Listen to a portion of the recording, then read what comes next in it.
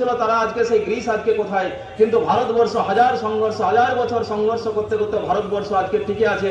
তার কারণ হচ্ছে আমরা শক্তি কলৌ যুগে রাষ্ট্রীয় স্বয়ংসেবক সংঘ 1925 সালে পরম পূজনীয় ডাক্তার জি কেশব বলিরাম হেডগেয়ারজির হাত ধরে সংঘের স্থাপনা হয় মাত্র কয়েকজন বালককে নিয়ে।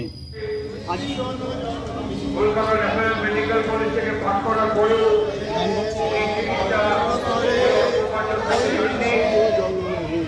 সারা দেশের জন্য নিজেকে